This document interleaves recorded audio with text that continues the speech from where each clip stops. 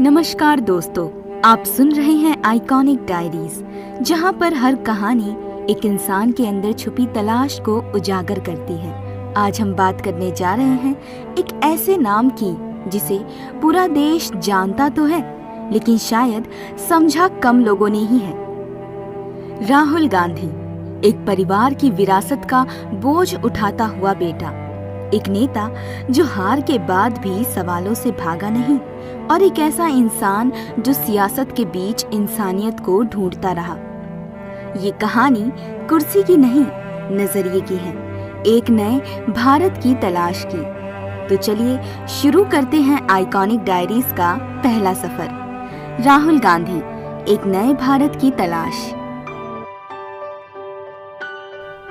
बचपन और शिक्षा। 19 जून 1970, दिल्ली। देश के सबसे बड़े राजनीतिक परिवार में एक तीसरी पीढ़ी का जन्म हुआ।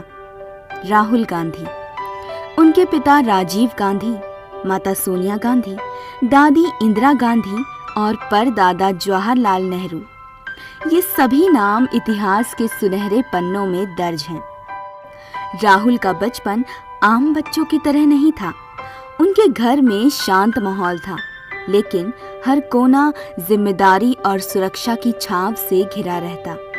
सुरक्षा इतनी कड़ी कि कई बार उन्हें स्कूल जाने की बजाय घर पर ही पढ़ना पड़ता। दिल्ली के सेंट कोलंबा स्कूल में उन्होंने अपनी पढ़ाई शुरू की और फिर देहरादून के दून स्कूल चले गए। वहां वे खेल कूद के शौकीन थे। खास तौर पर शूटिंग में वे राष्ट्रीय स्तर तक भी पहुंचे। लेकिन एक दर्द हमेशा उनके साथ ही रहा, राजनीति के परिवार का दबाव और पिता का व्यस्त जीवन, इसके साथ ही साथ दादी की कठोरता।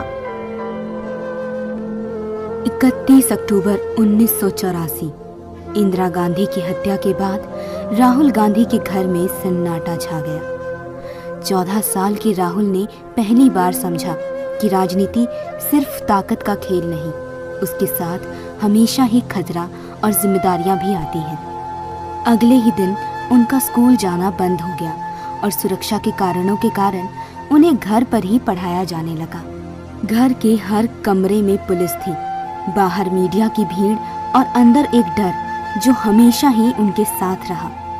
उन्होंने अपने दोस्तों से दूरी बना ली। उनका बचपन अचानक से बहुत जल्द ही खत्म हो गया। दिन भर किताबों, परिवार और खामोशियों के बीच वो बड़े होते गए। इसी हादसे ने राहुल की सोच को एक नया मोड़ दिया।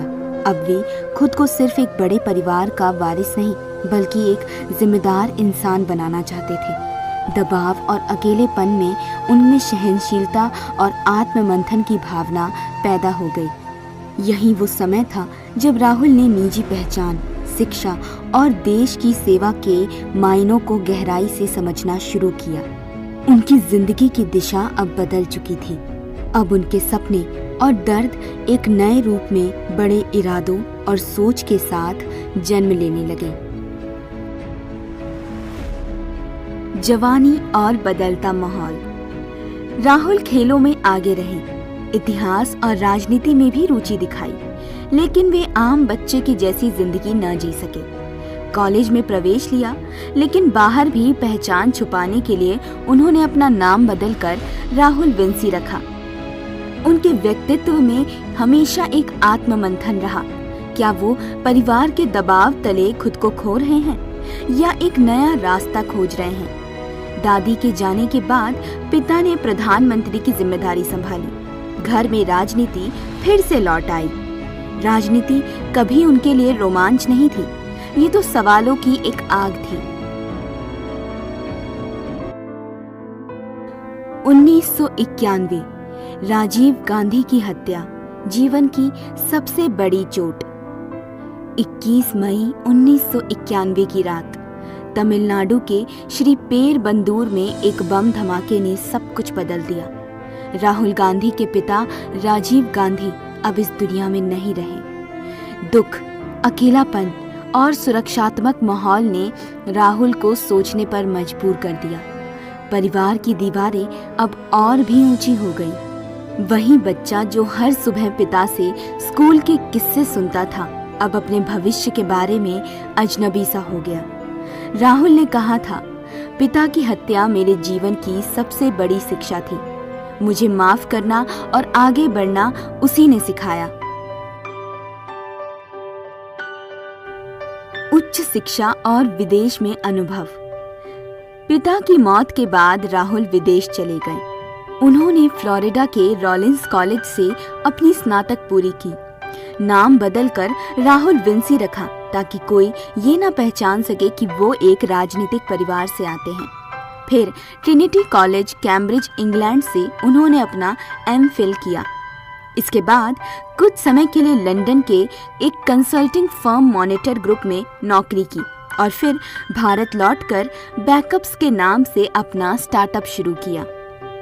अपनी पूरी जिंदगी वे पहचान की तलाश में कभी परिवार की आभा, कभी खुद की अलग छवि तलाशते रहे। राजनीति में पहला कदम। 2004 में पहली बार राहुल गांधी ने अमेठी से लोकसभा चुनाव लड़ा। नाम था बड़ा, लेकिन वो खुद को सिर्फ पार्टी का एक लड़का नहीं बल्कि एक आवाज बनाना चाहते थे।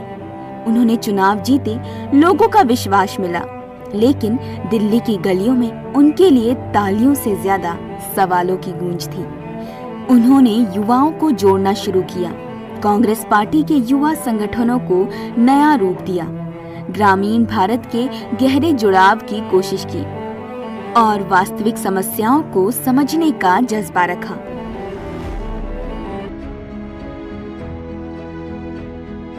संघर्ष, मीडिया का मजाक, हार और उम्मीद।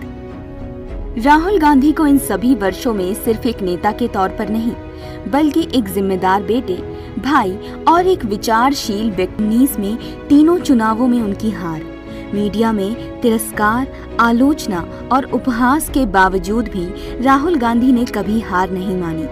उनकी पार्टी कई बार हारी, लेकिन उन्होंने हर बार जिम्मेदारी उठाई।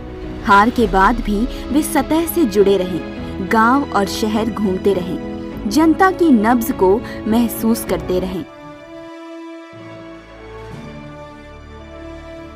2024 का चुनाव, कांग्रेस की वापसी। 2024 के लोकसभा चुनाव में राहुल गांधी ने रायबरेली सीट से शानदार जीत हासिल की।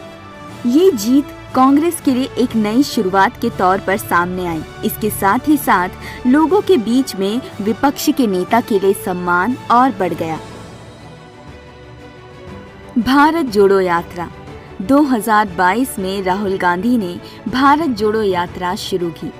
कन्याकुमारी से कश्मीर तक हजारों किलोमीटर की पद यात्रा, जनता से मिलना और एक एक गांव घूमना। इस यात्रा ने राहुल को सच्चे मायने में देशवासियों के करीब पहुंचाया। हर राज्य में लोगों से बातचीत, उनके संघर्ष की कहानियां सुनना, जाति और धर्म के बंधनों को तोड़कर एक नए भारत का सपना देखना। कई रातें कंटेनर में बिताने के बाद भी वे हर सुबह एक नए जोश के साथ आगे बढ़ते रहे और यही थी उनकी भारत जोड़ो यात्रा। भारत जोड़ो यात्रा और न्याय यात्रा के जरिए राहुल ने कांग्रेस को फिर से गांव, शहर और युवाओं के दिलों में जगह दिलाई। राजनीति अब उनके लिए सिर्फ सत्ता नहीं बल्कि चरित्र और नैतिकता की एक पुकार थी। आज के राहुल, सोच और समर्पण। आज राहुल गांधी अपने पिता और दादी के सपनों को नए रंगों में देख रहे हैं। राजनीति उनके लिए एक जंग नहीं बल्कि सेवा और न्याय का रास्ता है। हर रैली, हर भाषण में एकता, करुणा, सच्चाई और भविष्य का जिक्र करते हुए राहुल गांधी की कहानी सिर्फ एक नेता की कहानी नहीं बल्कि एक ऐसे इंसान की कहानी है जो हारता है, संभलता है और हर कदम पर देश को जोड़ने का विश्वास रखता है। तो दोस्तों, ये थी आइकॉनिक डायरीज की पहली कहानी, एक ऐसे नेता की जो सियासत से पहले इंसानियत में विश्वास रखता है। अगर आपको हमारी ये ऑडियो बायोग्राफी पसंद आई हो तो इस चैनल को सब्सक्राइब कीजिए और कमेंट्स में बताएं कि अगली दास्तान आप किसके ऊपर सुनना चाहते हैं।